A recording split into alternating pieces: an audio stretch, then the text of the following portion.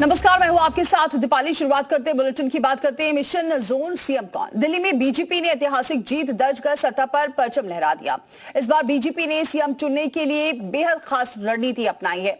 Party ने पूरे दिल्ली को अलग अलग जोन में बांटकर वहां के नेताओं से डायरेक्ट फीडबैक लेना शुरू कर दिया है। अब बीजेपी की बैक टू बैक बैठकों का दौर भी शुरू हो गया है। अब सभी की निगाहें इस बात पर टिकी है कि दिल्ली का नया सीएम कौन बनेगा और शपथ ग्रहण समारोह कब होगा।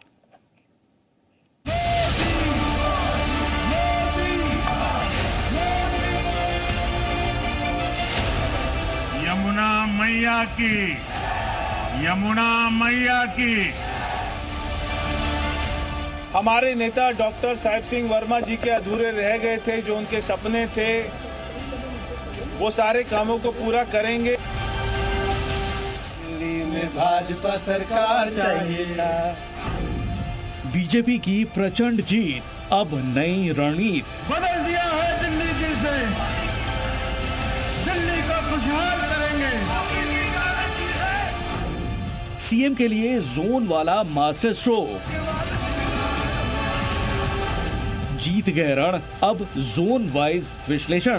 मोदी, मोदी, मोदी। दिल्ली में बीजेपी ने ऐतिहासिक जीत दर्ज कर ली है, लेकिन असली खेल अब शुरू हुआ है।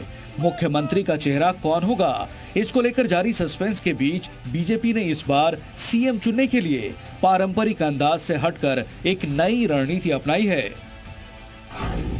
बीजेपी ने दिल्ली को अलग अलग जोन में बांट दिया है और हर जोन के नेताओं से फीडबैक लिया जा रहा है।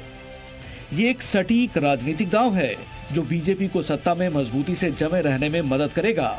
दिल्ली जैसे छोटे प्रदेश को जोन वाइज बांटने का बीजेपी का फैसला चौंकाने वाला जरूर है, लेकिन इसके पीछे गहरी रणनीति है। दिल्ली में बीजेपी की बैठकों का सिलसिला शुरू हो गया है। दिल्ली के सभी विधायकों के साथ बैठकें हो रही हैं। लोकसभा वाइज बैठक में फीडबैक लिया जा रहा है। पार्टी हर इलाके के नेताओं से अलग अलग राय ले रही है ताकि ग्राउंड रिपोर्ट को समझा जा सके।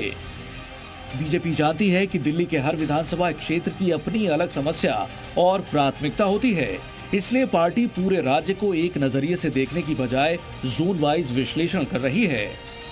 एक और 58% है, एक और 42% है। मेरा नैतिक दायित्व बनता है कि 58% लोगों का सम्मान होना चाहिए। मुझे मालूम है शिव विहार 83 से लेकर के और ब्रिजपुरी तक उस रोड की क्या स्थिति है, मैं जानता हूँ। निश्चित रूप से उसको हम उसको चौड़ा करेंगे, रोड को वहाँ चौड़ा करेंगे। बीजेपी ये सुनिश्चित करना चाहती है कि आम आदमी पार्टी सरकार में जो वादे किए गए थे वो किस हद तक जमीन पर उतरे। मुफ्त बिजली, पानी, स्वास्थ्य और शिक्षा के दावों की सच्चाई जानने के लिए बीजेपी अलग अलग इलाकों में अपने नेताओं से सीधे रिपोर्ट ले रही है। बीजेपी ये भी समझना चाहती है कि जनता किस मुद्दे पर कितनी संतुष्ट है और कहां असंतोष है। ये रणनीति बीजेपी को आगामी 5 साल के लिए एक ठोस एजेंडा तैयार करने में मदद करेगी। लोकसभा वाइज और उसको जोनों में बांटा है, वो इसलिए बांटा है कि वो देखें कि जो एक जातीय समीकरण है, जो वहाँ लोग किस तरह के लोग रहते हैं, और अगर ये किसी जाति विशेष का अगर कैंडिडेट बनाते हैं तो वो आगे बीजेपी की रणनीति को कैसे लेके जाता है। जैसे अभी कुछ मुद्दे हैं जिन पर बात कर रहे हैं कि जो दिल्ली के लोकल लोग हैं वो दिल्ली में कुछ गुर्जर हैं और कुछ जाट हैं। बीजेपी में इस बार सीएम चयन की प्रक्रिया पूरी तरह से लोकतांत्रिक अंदाज में हो रही है। न सिर्फ नेताओं की राय ली जा रही है, बल्कि विधायक और स्थानीय संगठनों से भी फीडबैक मांगा जा रहा है। पार्टी का लक्ष्य ये सुनिश्चित करना है कि जो चेहरा मुख्यमंत्री बने वो पूरे प्रदेश के लिए स्वीकार्य हो और हर जोन में पार्टी का प्रतिनिधित्व कर सके।